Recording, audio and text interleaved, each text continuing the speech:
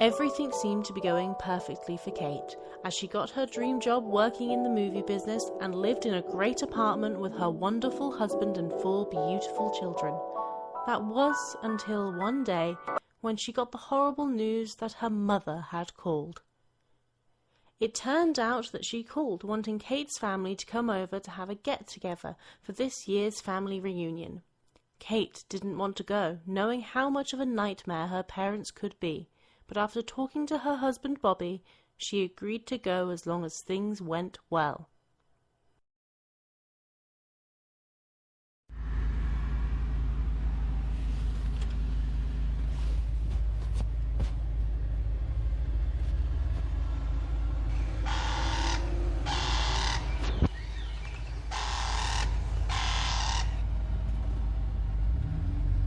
As they flew to Texas, then drove through the desert with nothing around for miles, all the kids passed the time playing on their laptops and iPads while wearing headphones, which gave the parents time to talk about their adult problems. I can't believe you talked me into this, Kate said, using a magazine to fan herself since the air conditioner in the car didn't work so well, while also painting her toenails to pass the time and putting her feet on the dashboard to dry. I mean, out of all the years of not talking to me, and suddenly, out of the blue, I get a call from my mother asking me to come over and spend a family reunion with her. I mean, what is up with that? Bobby, who was driving, tried his hardest not to say anything rude. But since he'd been listening to the same subject since the call was made, he really regretted making the choice to come. Look, sweetheart, I'm sure your mom might have had a change of heart. Besides, she did say she wanted to see her grandchildren. Grandchild. She said grandchild, meaning Wacko is her so-called only real grandchild. She doesn't see the others as that. And besides, change of hearts? She should have done that a long time ago when she was putting me in all those rich, fancy schools and pushing me non-stop. And right when I had enough and told her that I wanted to work in show business, bam! She throws me out of the house like it's no big deal. Before she could continue, Wacko put down his headphones to ask his parents a question.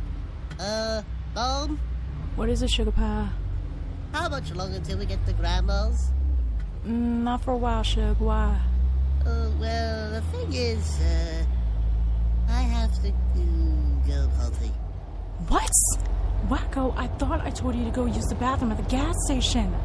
Well, I was going to, but only one stall worked, and Yakko was taking forever in there. So waiting, I went to look for the snacks, and, well, I guess I have to cook. But no, I really, really, really have to go. Please, Mom. Wacko, I'm sorry, but you're just gonna have to wait until we get into town, okay? But, Mom, I don't think that's a good idea in this kind of situation. Captain Leaky here tends to have accidents. Look, just pull over. I know how to take care of this. So, without taking any chances, Bobby pulled over. When Yakko hopped out of the car, he grabbed his gag bag and started looking around for what he needed. When he finally found it, he pulled out what looked like a really gross porta-john. But inside was a big, fancy bathroom. Without a second thought, Wacko ran inside. As the couple waited in the car, Kate was once again mumbling about how she couldn't wait to get this trip over with, while her husband didn't know how much longer he could hold his tongue. Meanwhile, at their house, Kate's parents were in the living room waiting for their daughter to show up. They were having a discussion about how it was going to work out with those Toon children. I just really hope she doesn't bring them, Ruby said while looking out the window and waiting for their car to pull up. I mean, who knows what kind of trouble they'll cause? You've seen those shows. They'll probably ruin my good china or swing from the chandelier. As she was going on and on about this, her husband Jim sat in a chair reading the newspaper, not paying much attention to what she was saying, knowing that what happens when you're married to a person like that for so long. All you could do was agree to whatever she was going on about. When the car pulled up, Ruby had a big smile on her face, really looking forward to meet her new grandchild. But before going out to see them, she saw those Toons coming out of the car. Fearing what the neighbours would think, she had to hurry up and come up with a plan. When the family got out the car, they were exhausted, sore, and just wanted to get inside and relax. But instead what they got was Ruby coming up to greet them with a May I help you people? You people! The couple said, dumbfounded about what they had just heard. I mean, out of all of the stupid things Kate had to deal with her parents, this was the craziest. But before they started to get into a fight about it, another car pulled up, and out came Kate's worst enemy, her sister Tina.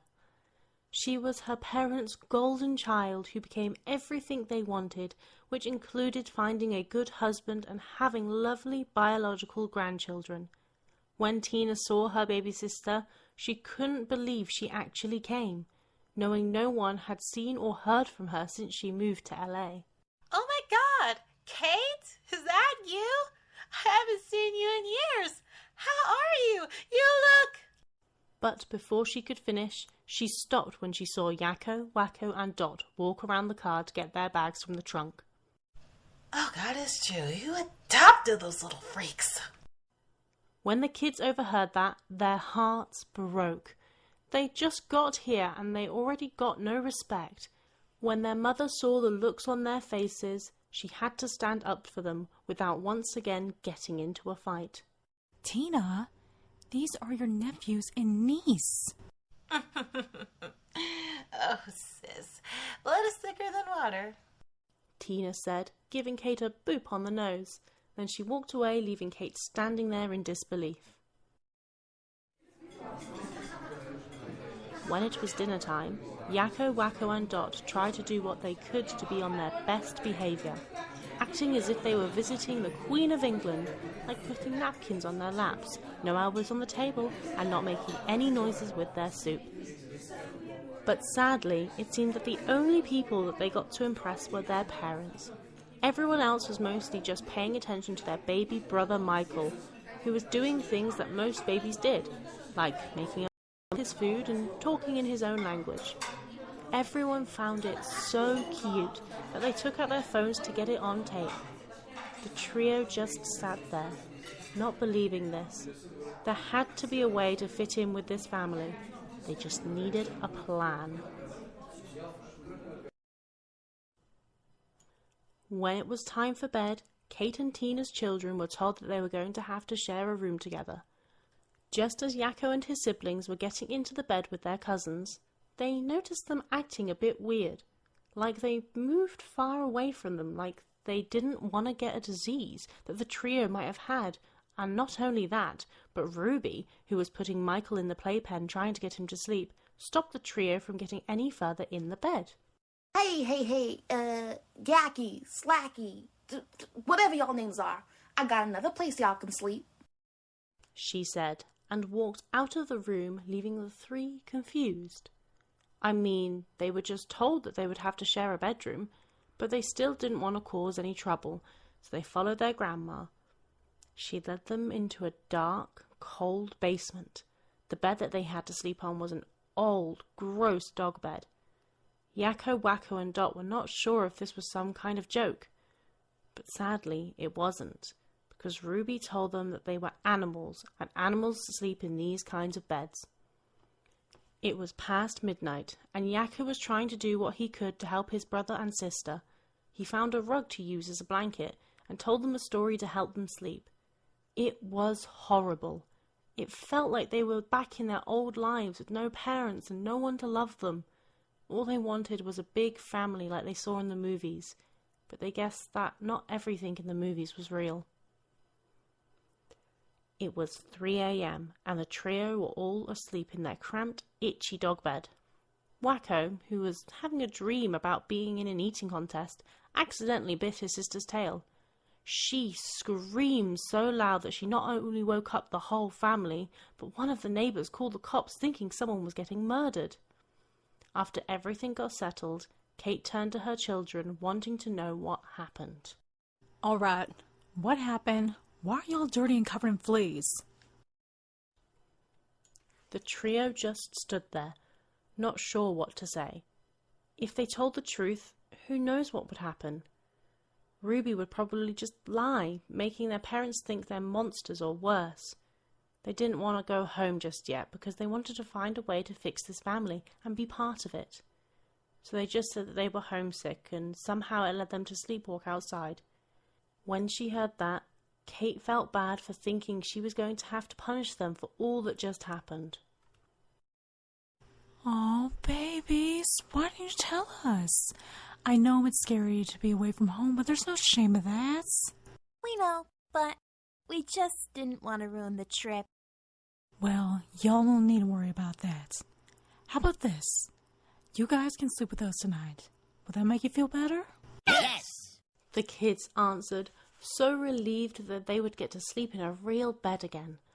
While they went to get cleaned up, Ruby mumbled about how her good sheets were gonna be ruined.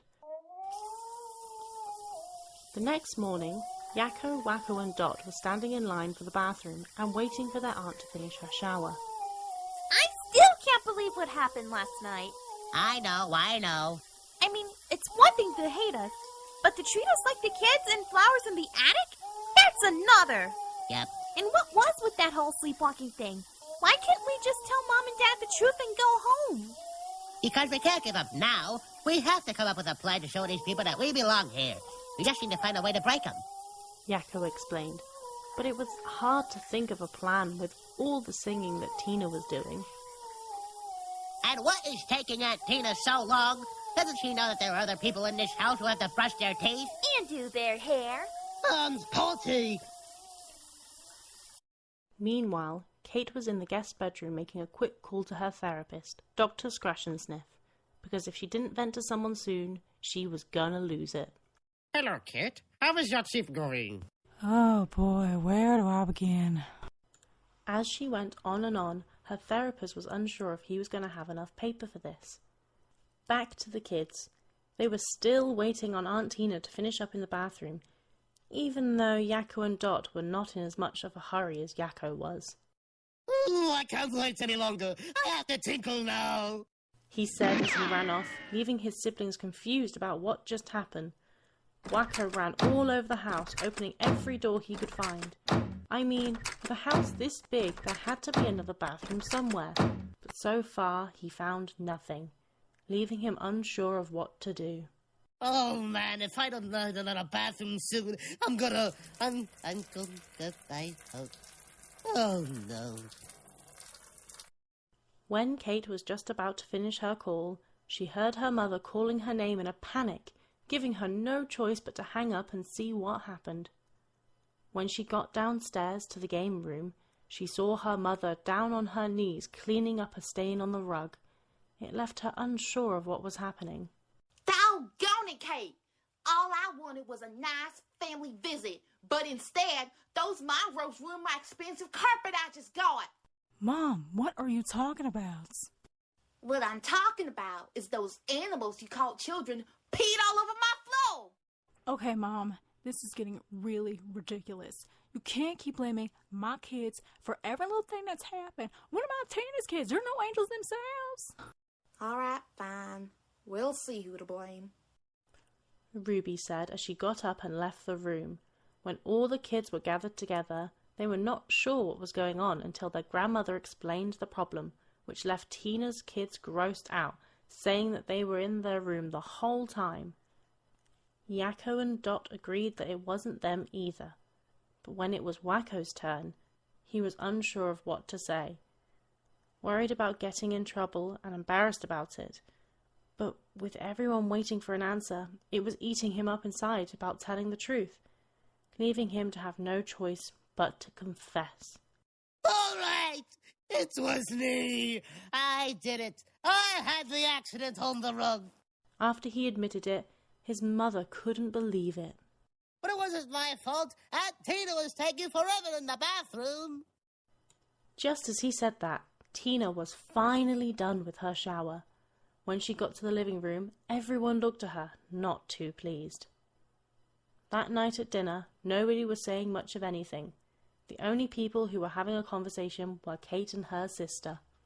I had to take a shower. What do you want from me? Who takes a long-hour shower? People who care about their beauty. You should learn that sometime. Oh my God.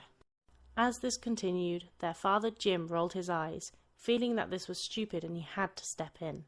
Girls, please, can we talk about something other than this? Then tell her to shut up. Girls, shut up!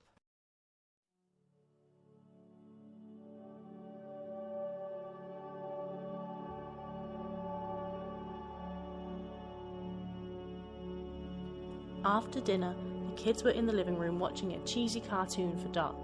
She was getting sleepy and thought it would be best to turn in. But as she headed to her parents' bedroom, she heard someone in her grandparents' room. The door opened a crack. She peeked in to see some of her cousins were in there giggling and whispering about something. So Dot thought she should try again and make friends with them. Hey guys, what are you doing? We're playing with Grandma's makeup. Are you sure she's okay with that? Oh yeah, she lets us play with it all the time. When Dot got closer, the dresser was so beautiful. It looked like something an old-timey Hollywood actress would have in their dressing room. She really wanted to try some makeup on, but had a bad feeling about it. But after seeing the girls playing and making messes and having fun, she started to think that maybe it wouldn't hurt to try on just a little lipstick. But right as she picked it up, the girls quickly took off the makeup off their faces and walked out of the bedroom. Just as Dot was putting it on, she heard one of her cousins scream. Grandma, Dot's playing with your makeup. Before getting a chance to do anything, the door slammed open and there stood Ruby, not too happy, along with Kate, who couldn't believe what she was seeing. Mom, please, I can explain. Dot cried as Kate pulled her by her arm, taking her to her bedroom. I don't want to hear of it. I told you to stay out of your grandparents' bedroom, and what do I find you doing? Playing with your grandmother's makeup. When they got to the bedroom, Kate told her that she would stay there until it was time for them to go home. When she left, she slammed the door. Dot slowly climbed onto the bed and started to cry, wishing her mum would just listen to her. Meanwhile, as Kate was heading to the living room, Yakko ran up telling her that there was something wrong with Wacko, which left her to start to worry. He was sitting on the couch, looking horrible. He was shaking and sweating at the same time. Seeing this made his parents very afraid that he'd got the flu and would have to go to the hospital. When they tried to ask him what's wrong, it started to get more scary when Wacko talked gibberish. It could be his hypoglycemia, Yakko said, as he stood in the back worrying about his little brother.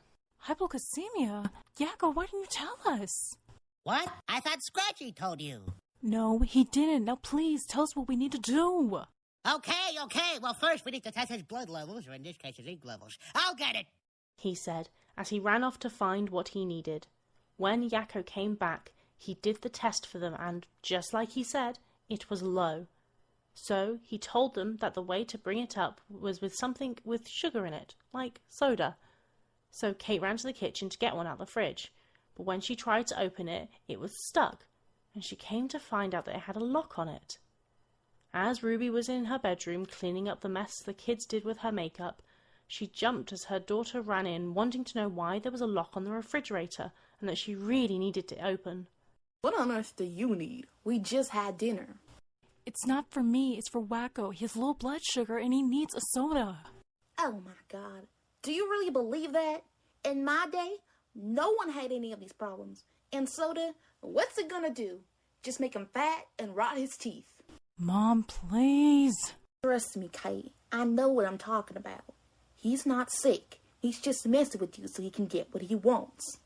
Ruby then went back to cleaning, leaving her daughter dumbfounded about what she heard, and leaving her no choice but to grab her husband, tell them to pack the bags and get the kids because they were leaving tonight.